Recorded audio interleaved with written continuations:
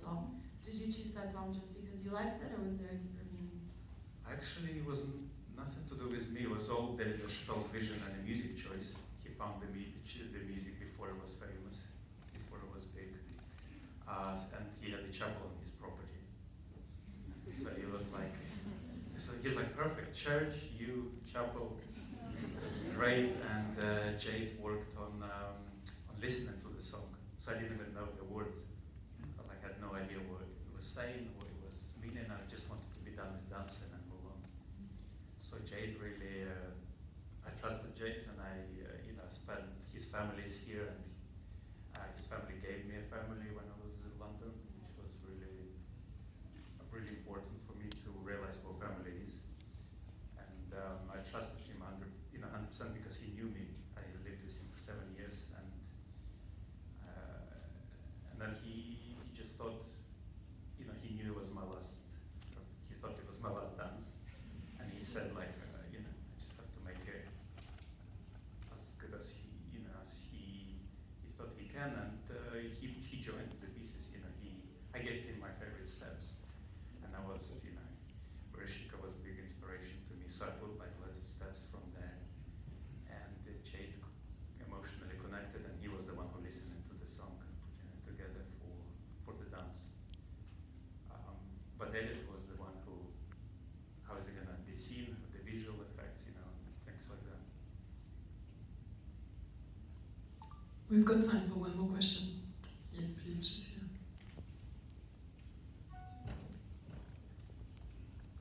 Jessica in the middle.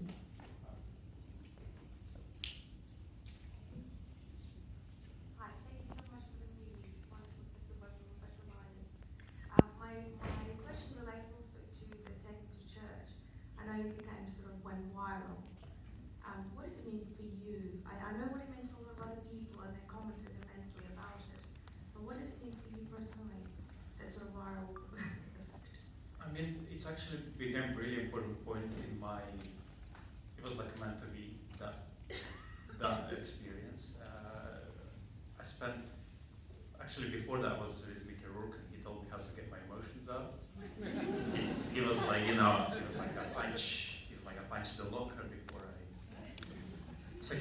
and I didn't know what he meant really, but I realized after, you become empty. You become,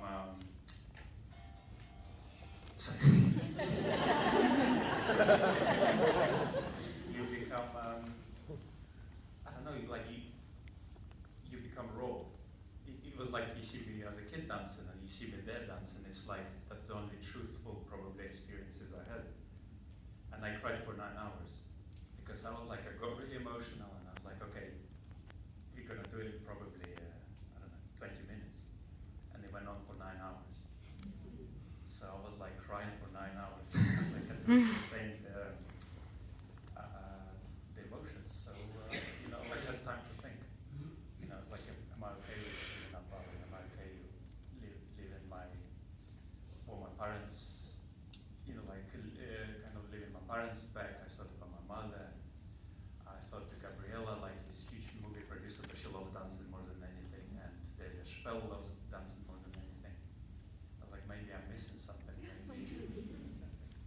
And I started to think. I didn't know the answers yet, but I started asking questions. I started to, it just, why am I dancing, and what can I do with the thing? And I went back to Russia, and I danced for 3 months for free. And then I started traveling with Gabriel, asking questions, asking people, can I be a guest here? Can we do something? And nobody would listen to us. But when the video released, it's actually on many levels, as well as Steve was like, this gave us the structure for documentary. BBC was more like interested, what are you guys doing? The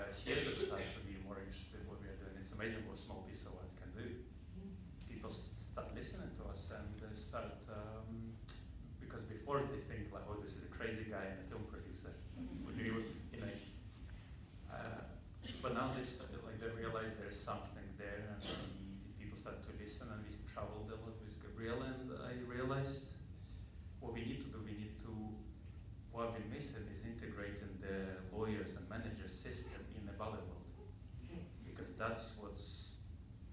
had lack of that, of mentoring, but elderly person, you know, like, who would look after me really. You know, I would have never left Royal if my manager would have said like, listen Sergei, take a week off. What do you want to do? Make sure you're happy on many things. You know, all I knew was to destroy and move on. So it's important, we realized that all art forms have that. Movies has that. Photography, any art form has that. And David Ashpel was like, you don't have a manager? It's like, what? No, how do you do things? And dancers unfortunately have to deal with that. You know, they have to know what they want to dance. You know, they have to know what kind of tickets, like buy their own tickets. You know, like it's so many things dancers have to deal with, and they just have to be helped. And our thing called Project Polunin, and we are integrating in a nice way that system, and we want to have our own foundation as well, and the charitable part of it, to support dancers, to give them playground to play, you know, like to create, to basically experience what I experience. You know, I want to join fashion world with the dance world, because both worlds don't know about existing, like about they can use dancers, because they think they're contractually joined with the company and they're not allowed to use them, but you are. You know, so big brands can use dancers, and photographers love working with dancers. So it's important to join these two worlds together. So we want to create this community. We want to integrate this infrastructure into dance world, and it's an empty field. They're like kids, and there's one father director, and there's nobody else to help you, to support you, to build your name. And I was always asking, why is no David Beckham in the Bollywood? Why you're not creating that? Why dancers not on TV talk shows? Why they're not doing advertisements? Why they're not traveling from company to company? Why nobody asking them a question? So that's what we want to do.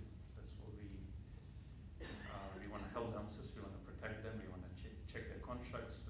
And I have experience with Natalia Osipova. You know, I can see how much every time there's something wrong with the contract. Even if it's charitable company, or if it's the most amazing company in the world, something they put there to mess you up, like something there. So it's important to check that, you know. And we don't know that language, you know. Only lawyers know that language. So, and lawyers who build the system, you know, they can put you on TV. They can, you know, they know how to live the system. And maybe when dancers will retire, they will look after younger dancers. So there is a circle going. Because right now they're 35, they go and they have no idea where to go, what to do. So it's nice to create that infrastructure. That's become my big goal, and that's why I'm still